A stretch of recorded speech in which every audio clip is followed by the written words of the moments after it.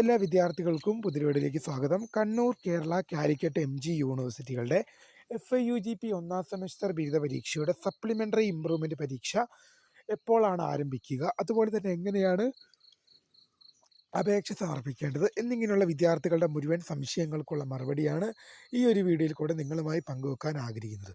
വിശദമായ വാർത്തയിലേക്ക് പോകും മുമ്പായി ആദ്യമായിട്ട് ഈ ചാനൽ കാണുന്ന വിദ്യാർത്ഥികളുണ്ടെങ്കിൽ തീർച്ചയായും മറക്കണ്ട സബ്സ്ക്രൈബ് ചെയ്ത് കൂടെ പറയാൻ പ്രത്യേകം ശ്രദ്ധിക്കുക. സബ്സ്ക്രൈബ് ചെയ്തതിന് നോട്ടിഫിക്കേഷൻ ബെല്ലേക്കുള്ള ഓൾ ഓപ്ഷൻ എനേബിൾ ചെയ്യാനും ചാനലിലെ വീഡിയോസ് നിങ്ങൾക്ക് ഉപകാരപ്രദമായി തോന്നുകയാണെങ്കിൽ തീർച്ചയായും ലൈക്കും കൂടി ചെയ്യണം. അതുപോലെ തന്നെ നിങ്ങളുടെ സുഹൃത്തുക്കളിലേക്ക് ഷെയർ ചെയ്ത് കൊടുക്കാനും കൂടെ പ്രത്യേകം ശ്രദ്ധിക്കാം. അതുപോലെ തന്നെ നമ്മുടെ ചാനലിൻ്റെ വാട്സപ്പ് ഗ്രൂപ്പിൽ ജോയിൻ ചെയ്യാനുള്ള ലിങ്ക് വീഡിയോയ്ക്ക് നല്ല ഡിസ്ക്രിപ്ഷൻ ബോക്സിൽ നൽകുന്നതായിരിക്കും. അപ്പോൾ നമുക്ക് നേരെ വീഡിയോയിലേക്ക് പോകാം. കണ്ണൂർ, കേരള, കാലിക്കറ്റ്, MG യൂണിവേഴ്സിറ്റികളുടെ FIUGP ഒന്നാം സെമസ്റ്റർ ബിരുദ പരീക്ഷയുടെ സപ്ലിമെൻ്ററി ഇംപ്രൂവ്മെൻ്റ് പരീക്ഷ എപ്പോഴായിരിക്കുമെന്ന് പല വിദ്യാർത്ഥികളും ചോദിക്കുന്നുണ്ട്.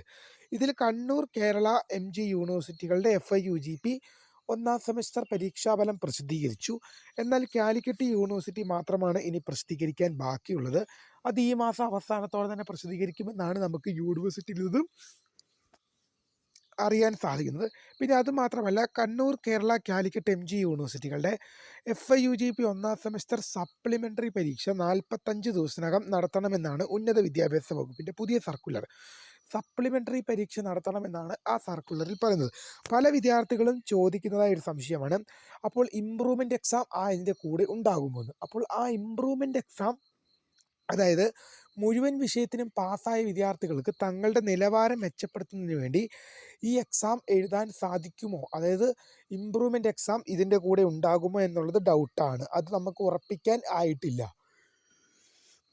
ആ സർക്കുലറിൽ പറഞ്ഞത്, നിലവിൽ സർക്കുലറിൽ പറഞ്ഞത് ഇത്ര മാത്രമാണ്: ഫെയിലായിപ്പോയ വിദ്യാർത്ഥികൾക്ക് സപ്ലിമെൻ്ററി പരീക്ഷ 45 ദിവസത്തിനകം നടത്തണം. അതായത് ഒരു വർഷം ഡിലേ ആകുമ്പോൾ പഠിച്ച കാര്യങ്ങൾ മറന്നു പോവുകയും ഇങ്ങനെയുള്ള പല പ്രശ്നങ്ങൾ ഉണ്ടാകുന്നതുകൊണ്ടും പഠിച്ച കാര്യങ്ങൾ മറന്നു പോവുകയും പിന്നീട് അടുത്ത സെമസ്റ്റർ പരീക്ഷകൾ വരുമ്പോൾ, ഇപ്പോൾ ഒന്നാം സെമസ്റ്റർ പരീക്ഷ കഴിഞ്ഞു, ഇനി അടുത്ത വർഷമാണ് സപ്ലിമെൻ്ററി പരീക്ഷ വരുന്നതെങ്കിൽ ആ ടൈമിൽ വിദ്യാർത്ഥിക്ക് മൂന്നാം സെമസ്റ്റർ പരീക്ഷ നടക്കും. ആ ടൈമിൽ വിദ്യാർത്ഥികൾക്ക് പല രീതിയിലുള്ള ബുദ്ധിമുട്ടുകൾ അനുഭവിക്കേണ്ടി വരും. പഠിച്ച കാര്യങ്ങൾ മറന്നു പോവുക, അതുപോലെ തന്നെ ഈ ഒന്നാം സെമസ്റ്റർ പരീക്ഷയ്ക്കൊപ്പം തന്നെ മൂന്നാം സെമസ്റ്റർ പരീക്ഷയും പഠിക്കുക എന്നിങ്ങനെയുള്ള പല ബുദ്ധിമുട്ടുകൾ വിദ്യാർത്ഥികൾ അനുഭവിക്കേണ്ടി വരും. ഈ കാരണങ്ങളൊക്കെ കണക്കിലെടുത്താണ് എന്ത് ചെയ്തത്, സപ്ലിമെൻ്ററി പരീക്ഷ 45 ദിവസത്തിനകം നടത്താൻ തീരുമാനിച്ചത്. എന്നാൽ ഈ കൂട്ടത്തിൽ ഇംപ്രൂവ്മെൻ്റ് പരീക്ഷ ഇതിൻ്റെ കൂട്ടത്തിൽ ഉണ്ടാകുമോ എന്നുള്ളത് വ്യക്തമായ യൂണിവേഴ്സിറ്റികളുടെ, അതായത് ഇപ്പോൾ ഉന്നത വിദ്യാഭ്യാസ വകുപ്പിൻ്റെ ഓർഡറാണ് കേരളത്തിലെ പ്രധാന യൂണിവേഴ്സിറ്റികളായ കേരള യൂണിവേഴ്സിറ്റി, കണ്ണൂർ യൂണിവേഴ്സിറ്റി, അതുപോലെ തന്നെ കാലിക്കറ്റ് യൂണിവേഴ്സിറ്റി, അതുപോലെ തന്നെ MG യൂണിവേഴ്സിറ്റി 45 ദിവസത്തിനകം സപ്ലിമെൻ്ററി പരീക്ഷ നടത്തണമെന്ന്. ഇനി ഈ പരീക്ഷ നടത്തേണ്ടത് അതാത് യൂണിവേഴ്സിറ്റീസാണ്. അതാത് യൂണിവേഴ്സിറ്റീസ്, അഫിലിയേറ്റഡ് കോളേജുകൾ, പഠന വകുപ്പുകൾ, സെൻറ്ററുകൾ എന്നിവിടങ്ങളിലെ പരീക്ഷ നടത്തേണ്ടത് അതാത് യൂണിവേഴ്സിറ്റീസാണ്. അപ്പോൾ ഇതുമായി ബന്ധപ്പെട്ട് വിശദമായ സർക്കുലർ അതാത് യൂണിവേഴ്സിറ്റികളാണ് പുറത്തിറക്കേണ്ടത്. ആ യൂണിവേഴ്സിറ്റികളുടെ സർക്കുലർ വന്നാൽ മാത്രമാണ്, ഇപ്പോൾ ഉദാഹരണം പറയുകയാണെങ്കിൽ കണ്ണൂർ യൂണിവേഴ്സിറ്റിയുടെ തന്നെ സർക്കുലർ വന്നാൽ മാത്രമാണ് കണ്ണൂർ യൂണിവേഴ്സിറ്റിയിലെ കോളേജുകളിലെ പരീക്ഷ എപ്പോഴാണ് പരീക്ഷ നടക്കുക, പിന്നെ ഇമ്പ്രൂവ്മെൻ്റ് ചെയ്യുന്നവർക്ക് അത് എഴുതാൻ സാധിക്കുമോ എന്നിങ്ങനെയുള്ള കാര്യങ്ങൾ നമുക്ക് കൃത്യവും വ്യക്തമായി മനസ്സിലാകുകയുള്ളൂ. ഇനി എങ്ങനെയാണ് അപേക്ഷ സമർപ്പിക്കേണ്ടത്?